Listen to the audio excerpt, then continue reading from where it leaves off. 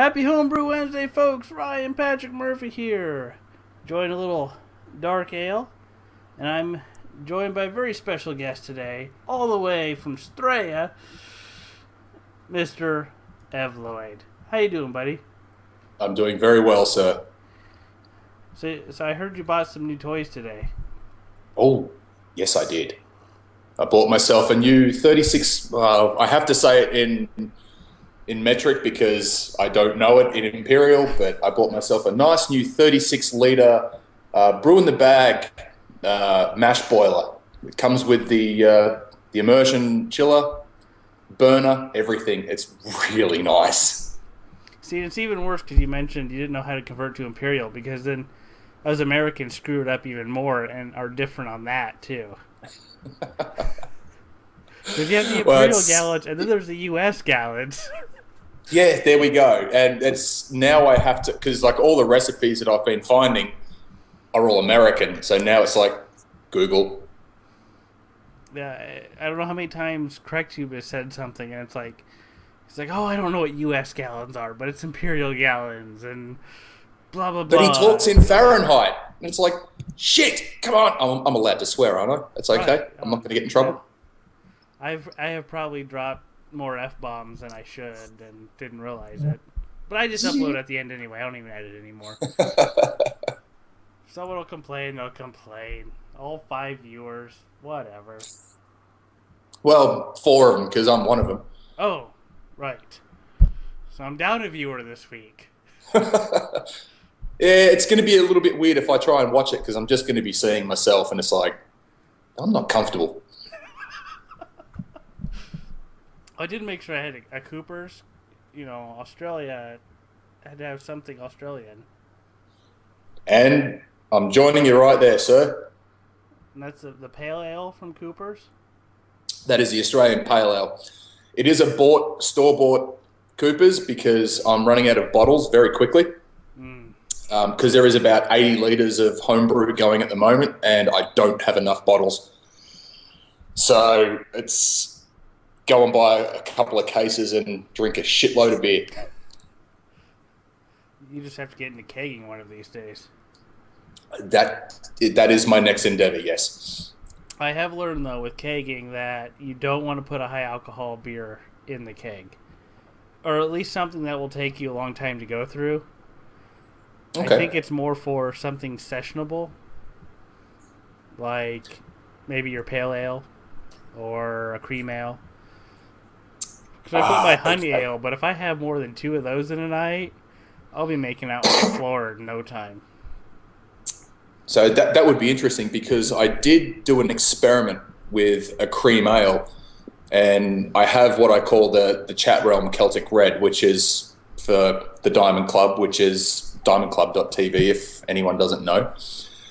I did a special beer for them, and I thought one day, well, I've got some leftover lactose.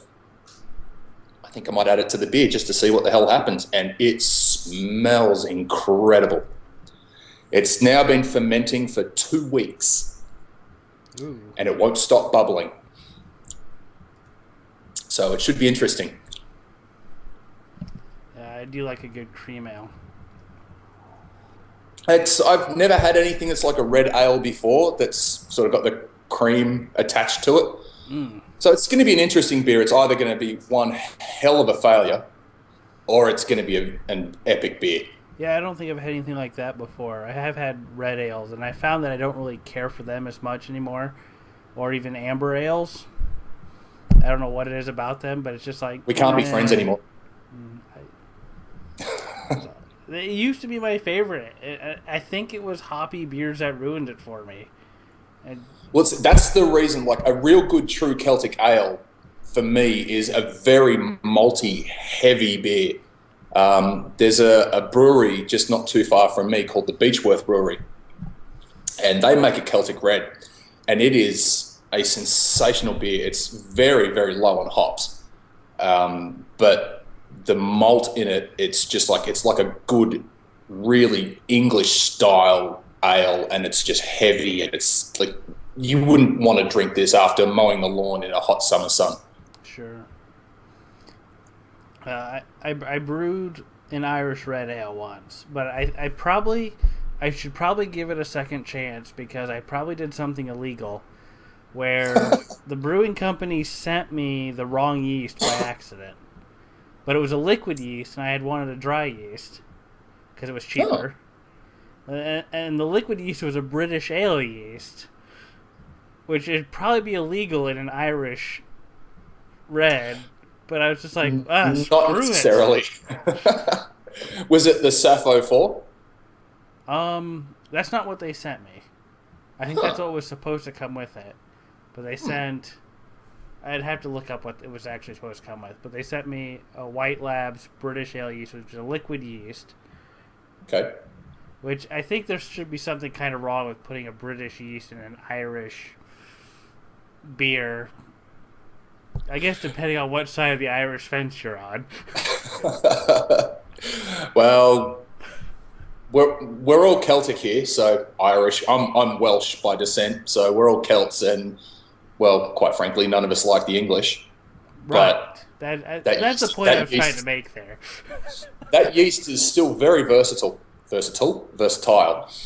and I don't think there's a brew that I've made that's made it taste horrible. It's always worked beautifully.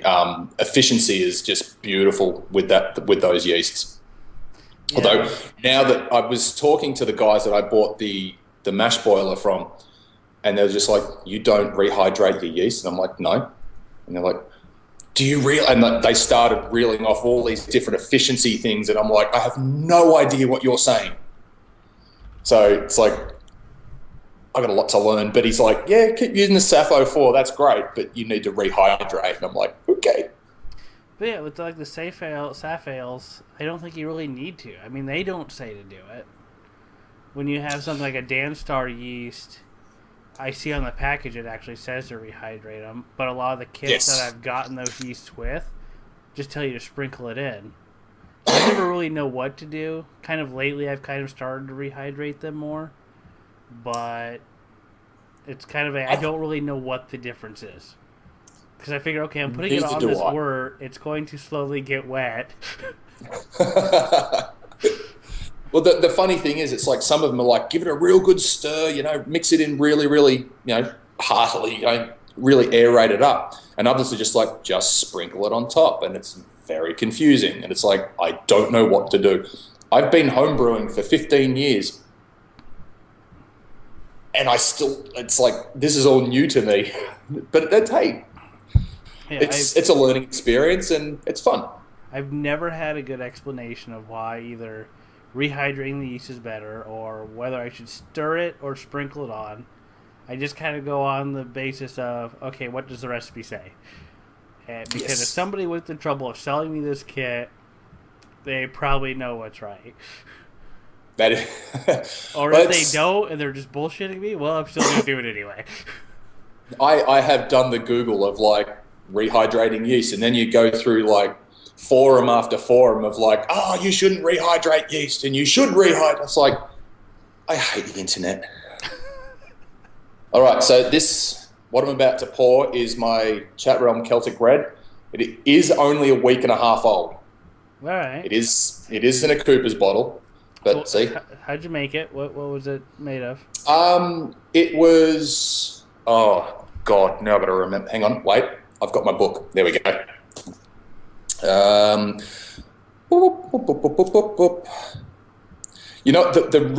is a really big problem of when you're drinking homebrew and making a homebrew, and I write everything down, even in my terrible writing.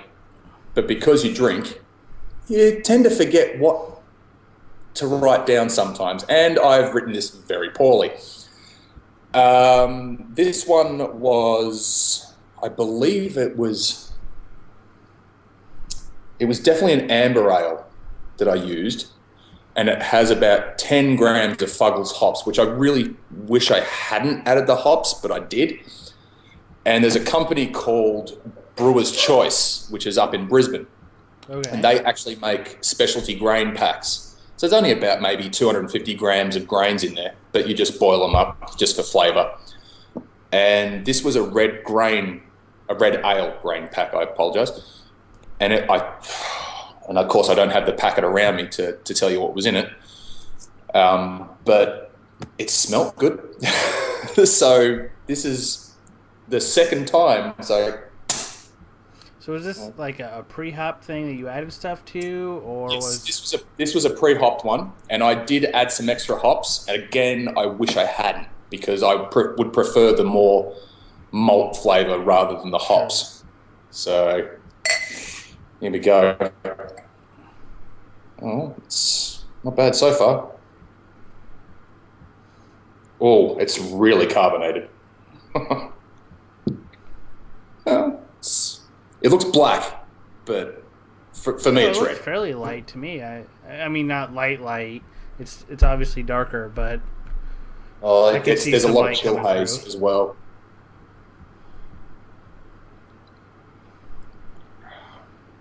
Oh, that's green. There's a lot of sugar left in that. After a week and a half? Yeah. Where I am, it's extremely cold at the moment. Anyway, like most mornings, you're like southern hemisphere. Correct. Yes. So we're in the alpine area of Australia, so we get snow. The very small part of the country that actually gets snow, and most mornings have been around about 0 degrees. So it's taken a lot. Look, that's like I can see where it's going to go. I would probably say that'll be about another month before it's ready. I find it very hard to resist trying a beer a week after it's been in a bottle. I always have to do it, even though I know it won't be as good. It's like, I have to try this and see what it's doing. I'm exactly the same. Also, I'm probably short on beer. I have had beers that are so green it's not funny, and it's like, I don't give a shit. There's alcohol in it.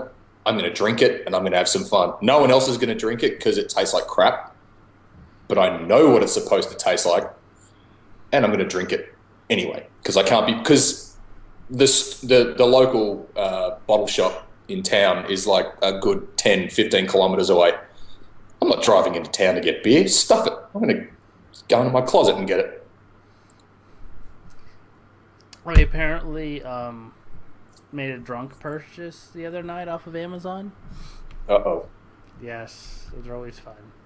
At least I was intelligent about the purchase. Well, semi-intelligent. Was another Cooper's kit. What did you buy? And came with the Brew Enhancer #1.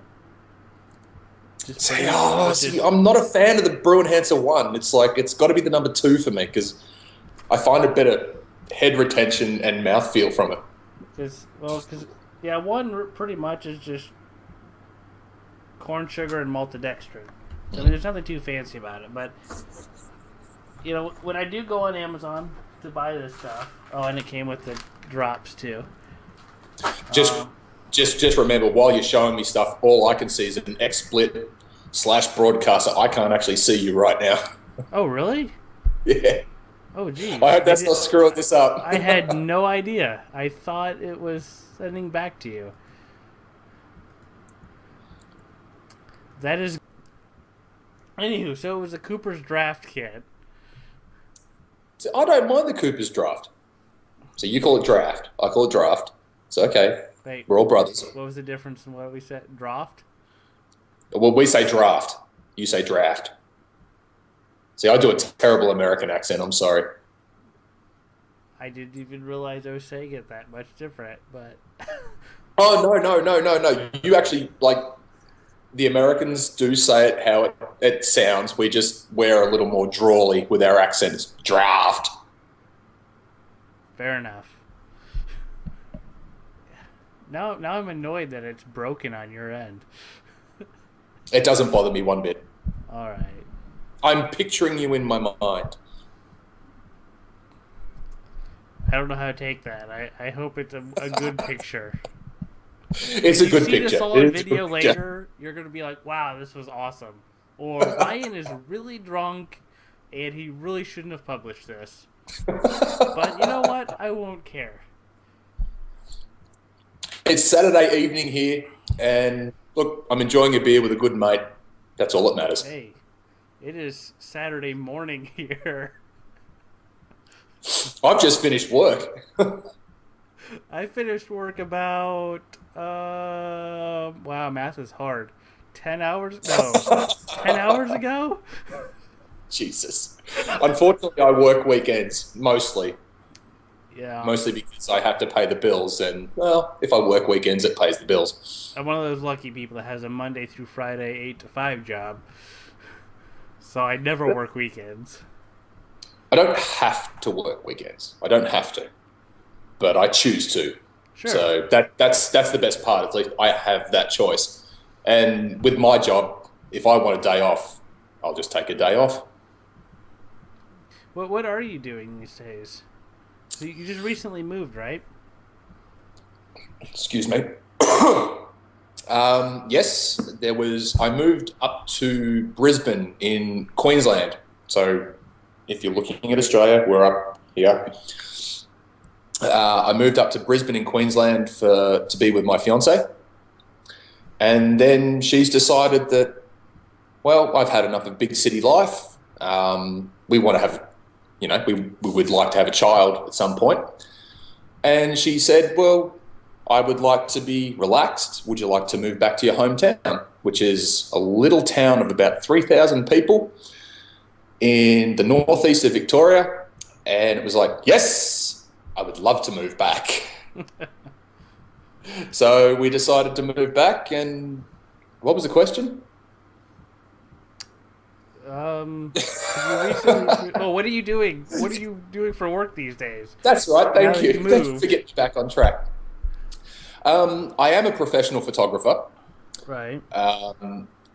But work is a little scarce, so I have two other trades. I am a qualified painter and decorator, house painter or whatever you want, and I'm also a qualified baker. But at the moment, I'm just working as a painter and trying to build the photography business back here in my hometown. Your photography, it's no need for words, right? That's correct. No need for words.net. Anything brewing right now or fermenting? Excuse me. Currently in conditioning, I have another Chat Realm Celtic Red. And I have what I called an Anzac Stout. I brewed that on Anzac Day, which is the 25th of April,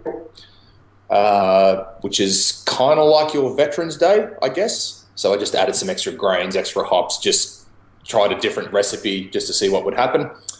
So they're currently conditioning in their bottles. I have an Australian Pale Ale that's currently going. We haven't got a name for that, but my darling fiance wants to call it backwash because that's exactly what it looks like. It's interesting. Yeah. I have a milk stout, which is fermenting. That's been there for a week and a half. As I said, it's very cold here. And I have the Celtic Red cream ale, I guess. I'm still not sure what to call it. And that's going as well. So there's about 75 litres of beer going there at the moment. Yeah, I think you have a lot more going on than I do right now. I wish they'd hurry up and finish.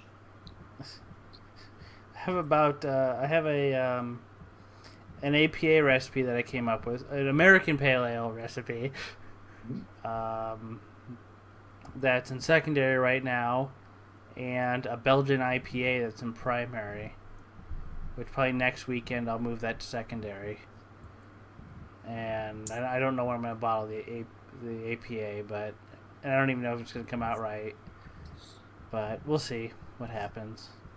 So that's all I have, and I have still honey ale in the keg. So, and Cooper's Mexican Cerveza and dark ales in bottles that are drinkable right now. So I'm trying to get through those. The Cerveza? Yeah, it's a good homebrew. I like that. I Way love too being. cold to It's drink like a Corona, but it's homebrewed, so it tastes better. it. And being Yeah. able to just throw that lime in there.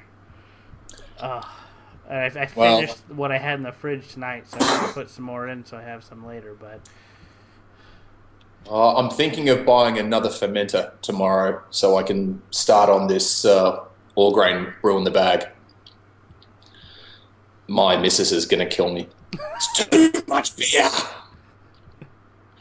Even when I'm doing special grains, like in the pots on the stove, it smells bad. It stinks. It's like, no, it doesn't. It smells beautiful. yeah, How's she going to react when there's like 5-6 kilos of grains going in a boiler? Well, I think it's time for us to wrap this part up. So, everyone that's watching, happy Homebrew Wednesday. 17, cheers. 17. Keep your glasses full of really good beer. We'll see you next week.